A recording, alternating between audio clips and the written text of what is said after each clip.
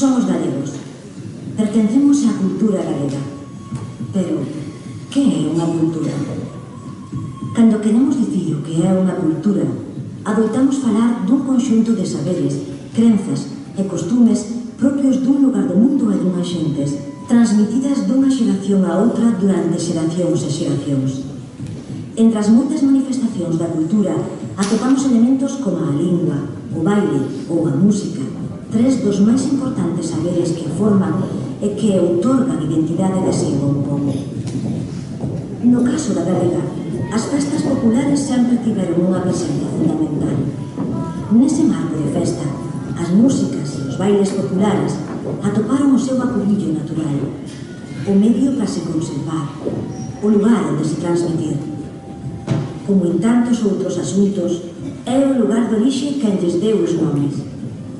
Así, nalgúns concellos de Pontevedra recibiron o nome de seráns, mais pola banda da Coruña son ruadas, pola Vías nas montañas luguesas e fiadeiros na provincia de Ourense.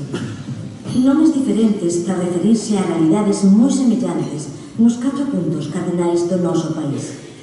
Benvidos á 8ª edición de Esta noite hai unha fía. O fiadeiro presenta Nas 4 esquinas.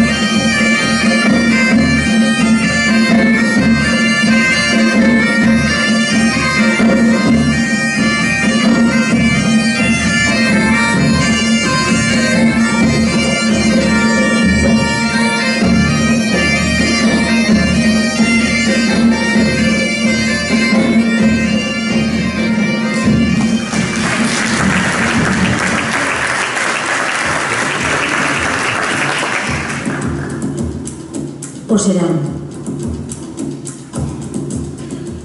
O serán é o nome co que se coñecen as festas populares nunha grande parte da provincia de Pontevedra.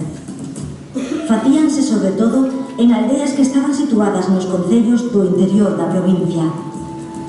Esta denominación fai relación ao intro do día no que daba comezo a festa, cando ia tornando a noite, impedindo así continuar cos oficios e labores da xornada por algo tan básico como a falta de luz natural.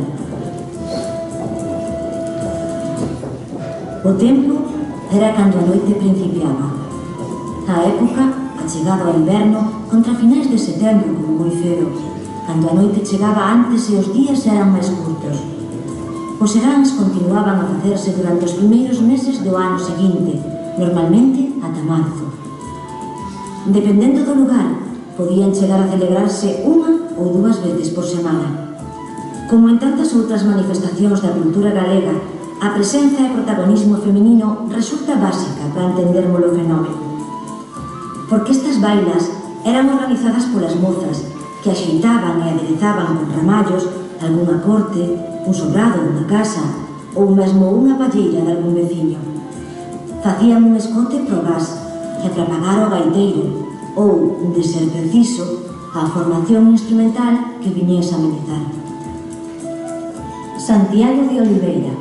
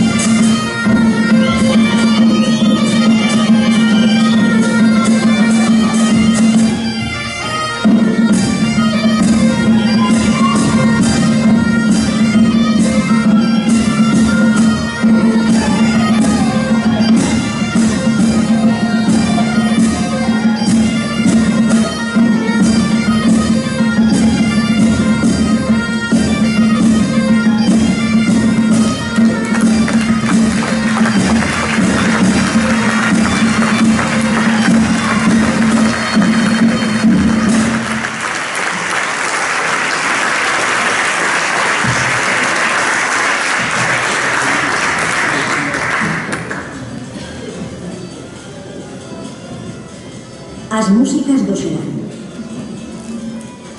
A organización dun serán era sempre a mesma, que seguía un esquema máis ou menos fixo. Estaban os que tocaban a música e os que a bailaban. As tocadoras, que polo xeral eran mulleres, cantaban en pequenos grupos de papeleteiras e ían remudando así que avanzaba a festa. Normalmente cada aldea tiña en representación o seu grupo de cantadoras que participaban no serán. Por suposto, abrían a festa as papeleteiras do lugar anfitrión.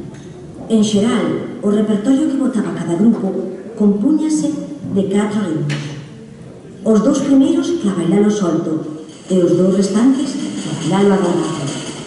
Era costume comezar pola xota, seguida da muiñeira ou ribeirana e rematar con 2 agarrados, a escoller entre pasodobles, valsas, rumpas, 2 pasos. Botar estes 4 ritmos seguidos dicíase botar o serán completo. Se ben é certo que os homes non tiñan o vida de facelo, sempre había quen gustaba de acompañar as mozas ou mesmo remudalas, un compañeiro ou outro.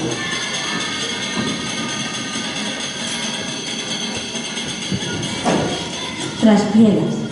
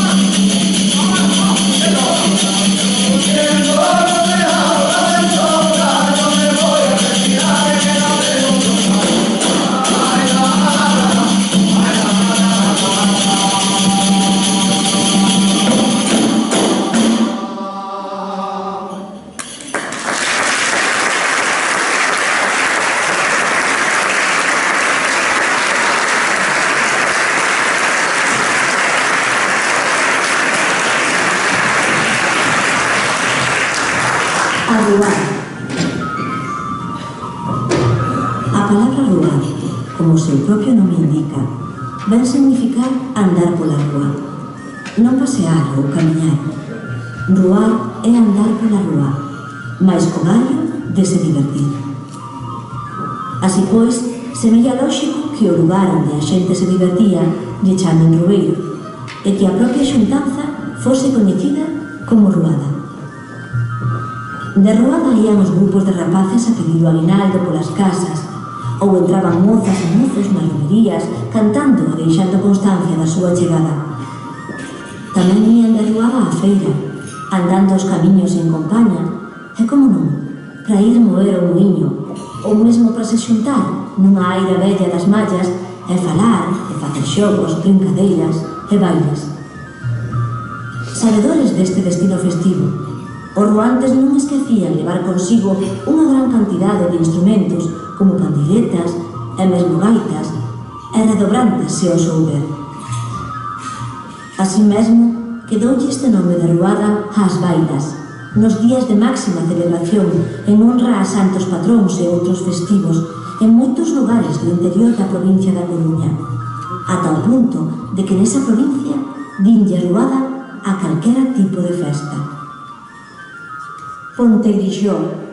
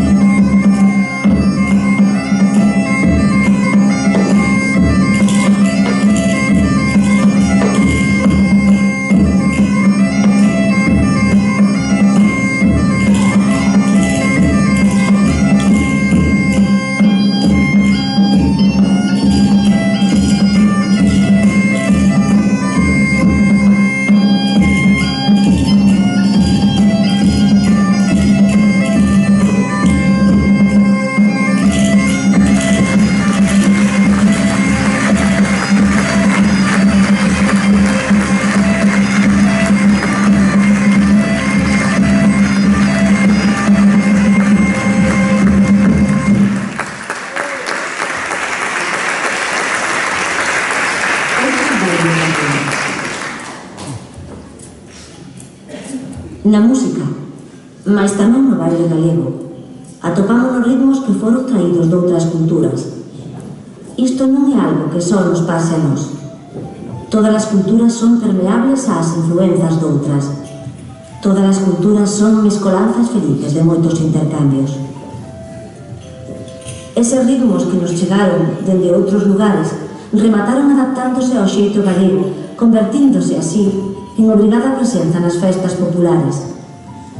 De entre todos os exemplos que poderíamos poñer de adaptación e posterior arraigo na nosa cultura, probablemente a xota sexa o máis evidente. Adaptada ao xeito galego, na súa parte coreográfica, a xota mantería o mesmo esquema que se empregaba na moiñeira. Nas terras das ruadas, o baile solto da xota bailase tamén en dúas filas, unha de mulleres e outra de homes, e vai distribuído en punto e volta. Aínda que na meirande parte da xeografía galega mantivo o nome de xota, nalgúnas zonas usábanse outros nomes para referirse a elas. Así, nas ruadas feitas no concello de Santiago de Compostela e Bisbarra, a variante da xota era o pateado, como este de Pontegrixoa que acabamos de ver. De entre todas as variantes de xota que se coñecen, probablemente o maneo é a máis curiosa e diferente de todas. Bailase na comarca de Bergantiños e nos concellos de Ordes, Tordoia e Trazo. O acompañamento é de pandeireta. Ten dúas partes ben diferenciadas no seu tocar, punto e volta. O baile caracterízase principalmente polos movementos arrastrados de adiante a atrás que encabezan a maioría dos puntos e que outorgan esa elegancia propia do bailar do maneo. Seguido do maneo, ía a punteada, herdeira directa daquelas moiñeiras vellas tan singulares e únicas desta rexión. Verdillo.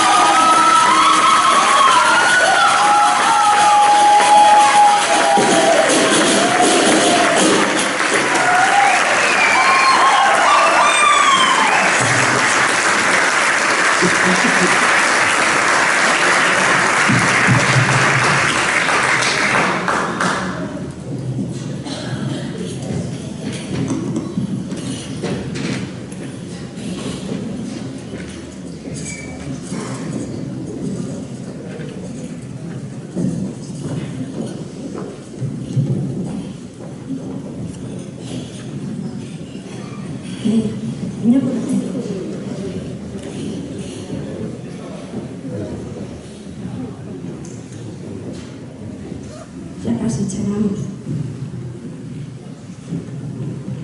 Espere, pídese un poco.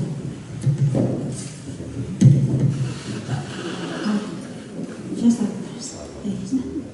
Así, un momento.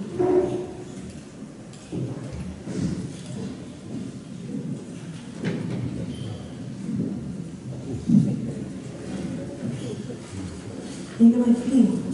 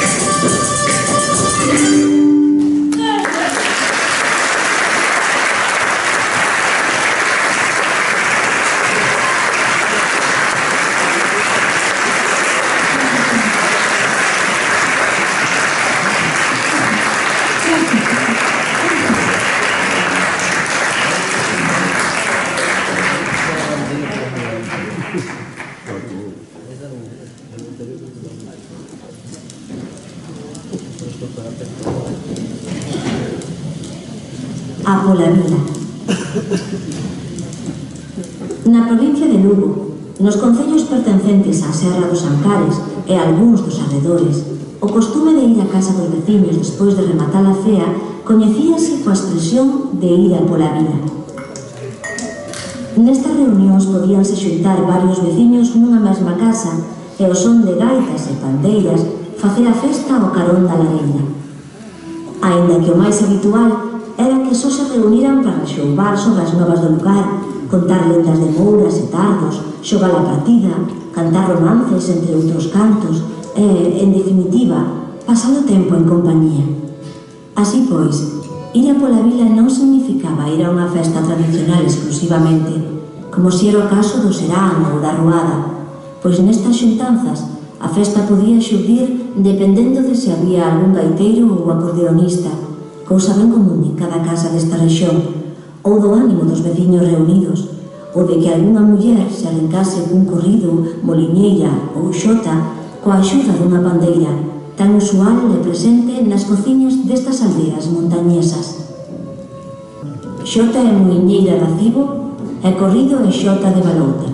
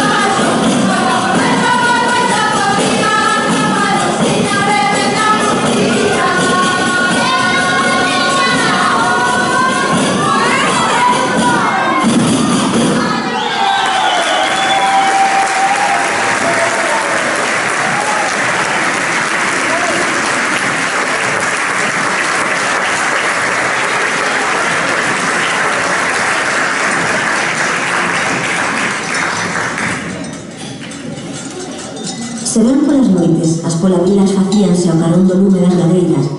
Nos días da semana, aproveitando o duro traballo en comunidade, non faltaban ocasións para se xuntaren ao aire libre coa única finalidade de pasar unha tarde entre vecinos. Os lugares preferidos para este tempo de lecer eran as airas empedradas para a malla, convertidas desta volta en prazas de divertimento, ou a praza central da aldea, ali onde sempre había unha fonte para refrescar as gorxas secas de cantar e bailar. Un bom momento, como xa comentamos ao falar das outras formas de festa propias da nosa cultura, para estas xuntanzas con música e baile, era o da volta dos traballos comunais, como podían ser as seituras. A música comezaba cos cantos de sega, para logo sustituir os apeos da segada por pandeiretas e así formar a baila. A estes momentos de lecer, alá pola aldea de Riamonte, chamábanlles refuxeiros. Riamonte.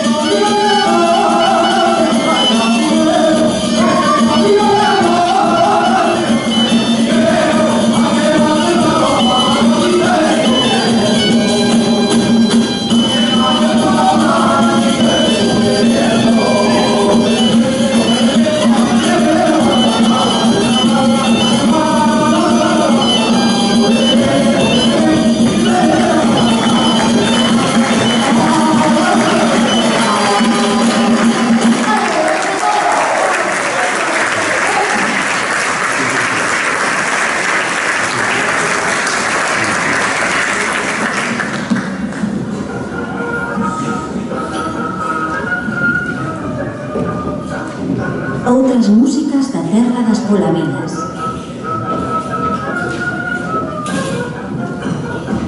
Aquelas improvisadas formacións veciñais de variados instrumentos dos que xa tanto levamos falado deran en formalizarse como conxuntos para amenizar festas patronais, romarías e días grandes das parroquias. Como mudaron os tempos?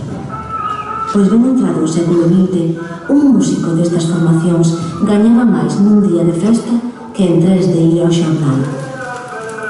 Algúnas delas foron recoñecidas a nivel internacional pola emigración, enchendo históricos teatros durante días en países latinoamericanos onde se desplazaron a actuar.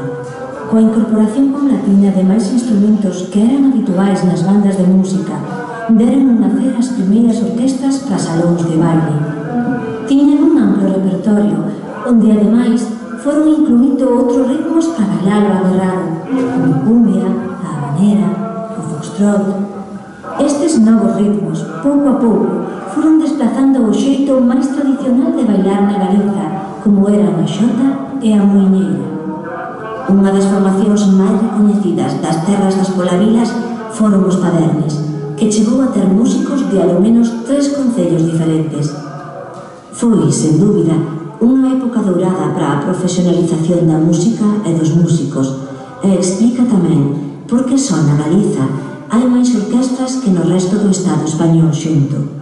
O século XX foi crucial para o comezo dunha nova etapa de investigación e mellora dos arcaicos instrumentos tradicionais e o inicio dunha industria para a manufacturación dos mesmos que acada, hoxe en día, o mercado internacional.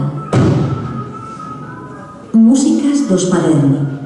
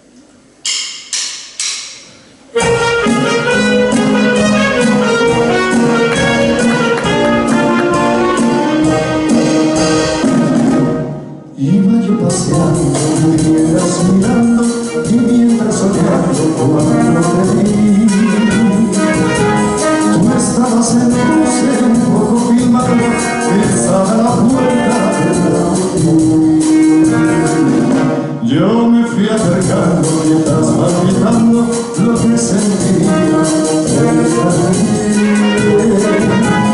Te miré a los ojos, te dije sonriendo, que chica más linda que ven aquí.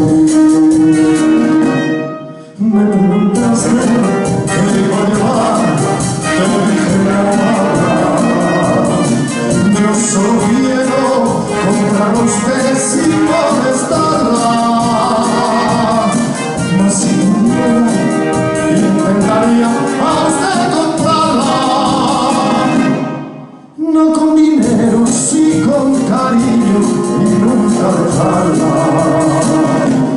Este fue el comienzo de un tiempo tan lindo, recorriendo calles me acuerdo de ti. Este fue el comienzo de un tiempo tan lindo, yo nunca me olvido de aquel ti.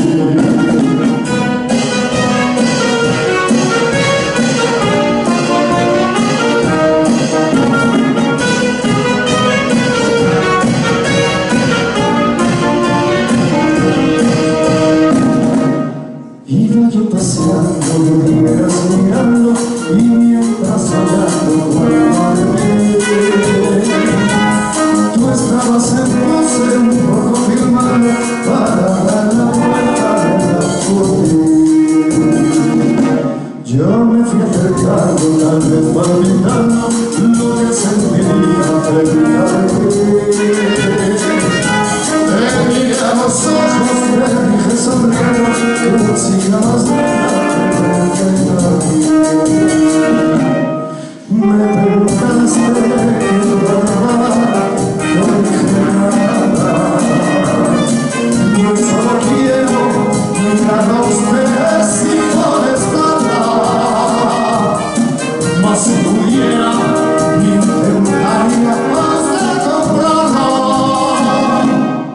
No con dinero, sí con cariño, nunca dejarla. Este fue el momento de un tiempo tan lindo, recorriendo calles me acuerdo de ti. Este fue el momento de un tiempo tan lindo, yo nunca me olvido de aquella noche. Yo nunca me olvido de aquella noche. Yo nunca me olvido de aquella noche.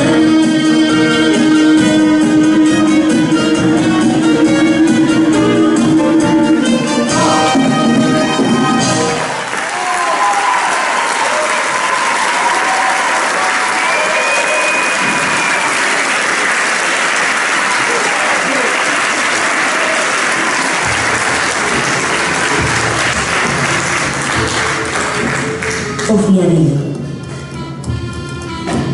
Se a arrumada tiña que ver coa rúa, a fiada ten que ver cos fíos.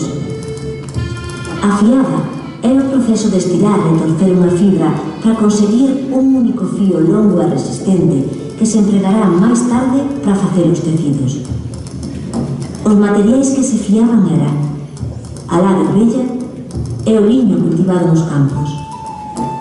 Os útiles empregados para este labor, o fuso e a roca. As veciñas de un lugar xuntábanse para facer esta tarefa nun fiadeiro.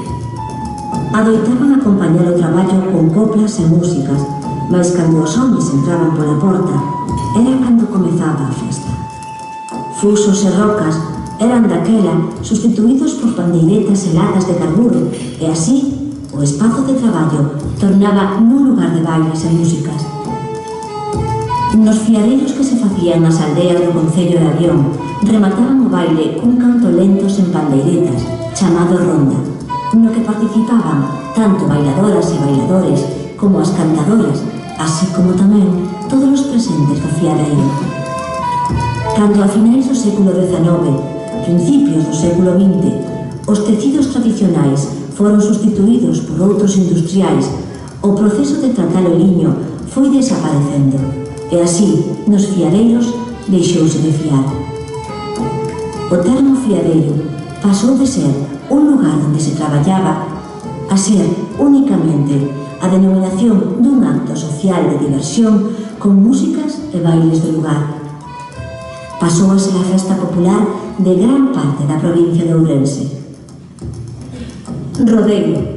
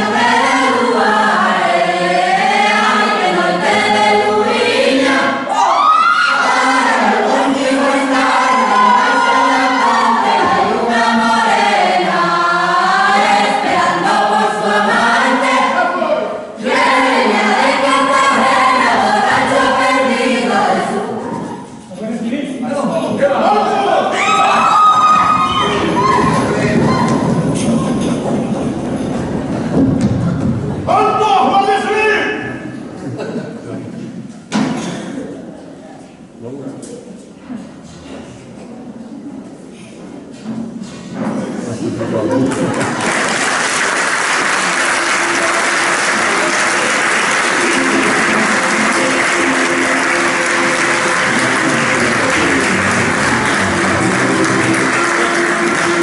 sección femenina.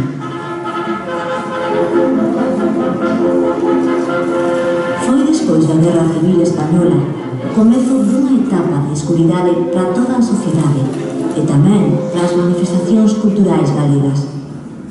A penuria da posguerra e a tristura por unha devastadora, injusta e cruel guerra que xerou un monte de desaparecidos e escasezas no medio dunha ditadura opresora provocou un esmorecemento, mais só aparente, de todas as festas que antes describimos. Foron épocas de prohibición de reunións veciñais, tempos de toque de queda. Desacougo e desconfianza esgalla nunha sociedade afeita a convivir en secular armonía. Comezou así un despoboamento preocupante ocasionado por unha segunda vaga de emigración moral. E xurde, no ano 1934, no seo da Falange Española, un movimento de adoutrinamento da muller que recibirá o nome de Sección Femenina, creada e dirixida ata a súa desaparición por Pilar Primo de Rivera. A Sección Femenina cobraría gran importancia na posguerra, sendo utilizada pola ditadura para a reeducación e sometemento da muller na nova sociedade española. Unha idea de muller que a reduce a nai, servidora e sustento da familia, sempre supeditada ao home. Todo condicionado por unha férrea educación na moral cristiá e a unhas inauditas e incomprensibles ciencias do fogar, moi ao gusto das ideas políticas daquel réxime infausto. No tocante ao folclore, ocuparíanse da recuperación de rituais, músicas, bailes e vestiario das por eles chamadas rexións españolas, dándolle a súa propia interpretación bucólica e idílica, exagerando en parte a tradición e en parte variándoa segundo o seu gusto e interese, o que explica que hoxe en día nos círculos tradicionalistas non sexa lembrada con agrado pola súa visión fantasiosa e desvirtuada de bailes e traxes tradicionais.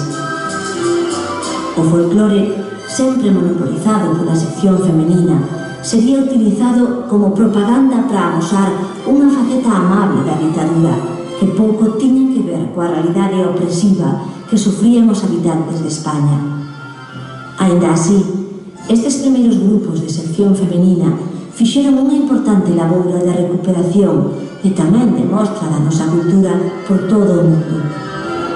A maioría dos grupos de baile dos nosos días, adicados á recuperación e mostra do noso folclore, renegan dese pasado. Tal vez ignorantes de que a posta en escena e a filosofía dos seus espectáculos é prácticamente a mesma que a que se facía na sección femenina nos seus comezos. Danza de Santa María de Torás. Estamos en el Pazo de Jara. Si tú te casaras conmigo, que ya quisieras tú, malpocadilla, mis amigas y amigos bailarían esta danza que estás viendo. Es de Santa María de Torás, muy antigua, y la bailaban los mozos y mozas cuando volvían de trabajar bajo el alpendre, el cobertizo que hay en muchos pueblos, donde todos se reúnen y donde empiezan a nacer los amores.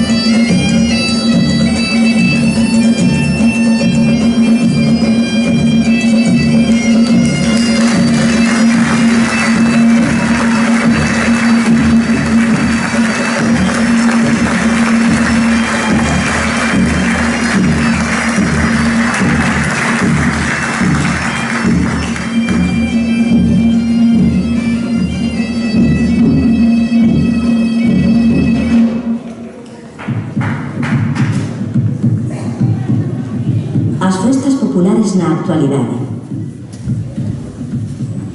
Hoxe en día podemos falar dun resurdimento do baile e a música tradicional e tamén das festas populares.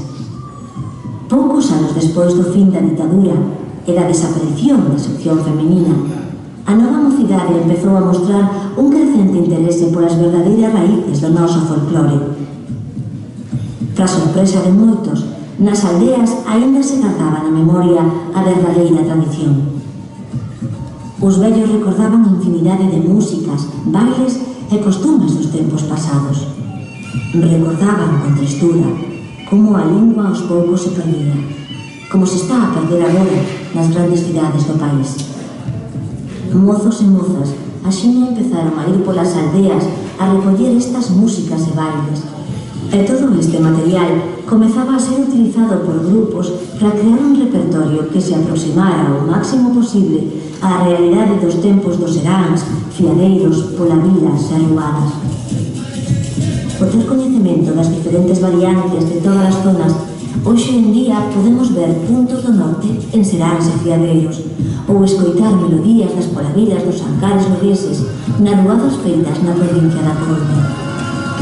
Isto acontece porque o noso folclore segue vivo e cambia, como todo nunha cultura, evolucionando, moldeándose e adaptándose a cada época nos 4 puntos cardenais da Galiza, nas 4 provincias, nas 4 esquinas.